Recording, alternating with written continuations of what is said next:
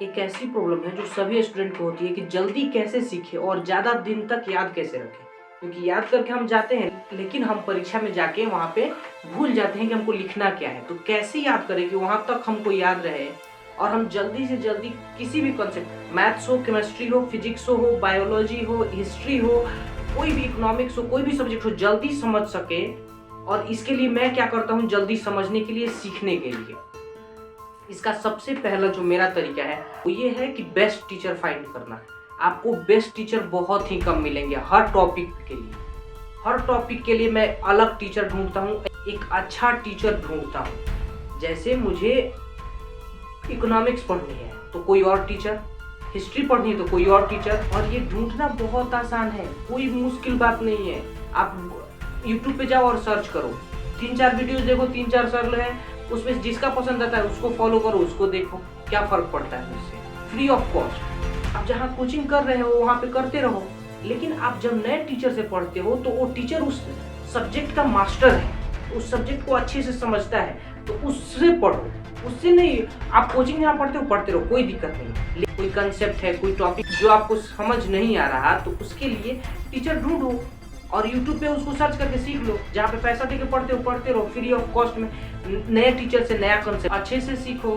दो तरह के मेरे हिसाब से सब्जेक्ट्स होते हैं, एक होता है तार्किक सब्जेक्ट और एक होता है भाषा वाला सब्जेक्ट। जैसे भाषा वाला सब्जेक्ट में बायोलॉजी, हिस्ट्री, ज्योग्राफी और हिंदी, इंग्लिश, ये सारे सब्जेक्ट। और एक सब्जेक्ट होंगे जिनमें दिमाग लगाना होता है, जैसे मैथ्स, फिजिक्स, केमिस्ट्री, इकोनॉमिक्स। तो ये 2 सब्जेक्ट्स हो गए, 2 टाइप के सब्जेक्ट्स हो गए। इन दोनों को पढ़ने का तरीका मेरा अलग है। जब मैं तार्किक सब्जेक्ट पढ़ा हूँ, दिमाग लगाने वाला सब्जेक्ट पढ़ता हूँ, तो उसका प्रैक्टिस बहुत इंपॉर्टेंट है कि हम उसका प्रैक्टिस कैसे कर रहे हैं और कितना कर रहे हैं। प्रैक्टिस करते वक्त अपना दिमाग यूज करना है। सर ने बताया ठीक है, अब मेरा लॉजिक क्या कहता है, मैं कैसे उस चीज को समझता हूँ, ये बहुत इंपॉर्टेंट है मेरे लिए। मेरा तरीका क्या है उसको बनाने का, मैं अपना तरीका ढूंढता हूँ, मैं अपना लॉजिक उसमें लगाता हूँ, अपना दिमाग लगाता हूँ, तब जाके वो समझ आता है। टीचर ने कुछ भी समझाया हो, हम वही समझते हैं जो हम करते हैं और बहुत कम समझ पाते। तो समझ की प्रैक्टिस बहुत जरूरी है, समझते रहो और प्रैक्टिस करते रहो। जब हम कुछ भी करेंगे, किसी भी चीज़ का अभ्यास करेंगे, प्रैक्टिस करेंगे, तो उनमें गलतियाँ होंगी और वही गलतियाँ हमको कुछ सिखाएंगी। जब हम दोबारा प्रयास करेंगे तो वो गलतियाँ सही हो जाएंगी और वो हमारा पक्का ज्ञान होता है, पक्का समझ होता है, उसकी पकड़ अच्छी हो जाती है उस चीज़ पर जिसमें हम गलती बार बार करते हैं। तो गलती करने से नहीं घबराना है, जब भी अभ्यास करना हो तो बेधड़क गलती करो और सीखो। और जो भाषा वाले सब्जेक्ट है उनके लिए मैं माइंड मैपिंग करता हूँ। जैसे हिस्ट्री का टॉपिक है, महात्मा गांधी याद करना है, महात्मा गांधी के बारे में, तो महात्मा गांधी मैं गोल घेरा घेर दूंगा, गोल घेरे में लिख दूंगा महात्मा गांधी और उनकी ब्रांचेज बना दूंगा, शाखाएं उनकी बना दूंगा, डालियां उनकी बना दूंगा और उसमें लिख दूंगा जैसे महात्मा गांधी का जन्म के बारे में पूरी बातें यहाँ पे लिखी रहेंगी, इधर पढ़ाई के बारे में, उनके आंदोलन के बारे में, वो विदेश गए, अफ्रीका गए, उसके बारे में सारे ब्रांचेज में बना दूंगा।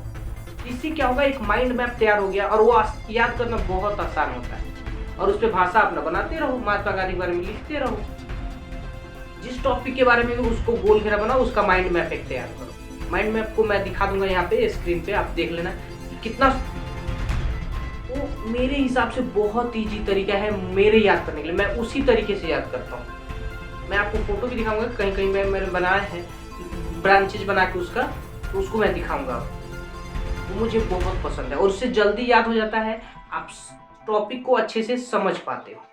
ये हो गया कि किसी भी सब्जेक्ट को अच्छे से समझना और सीखना।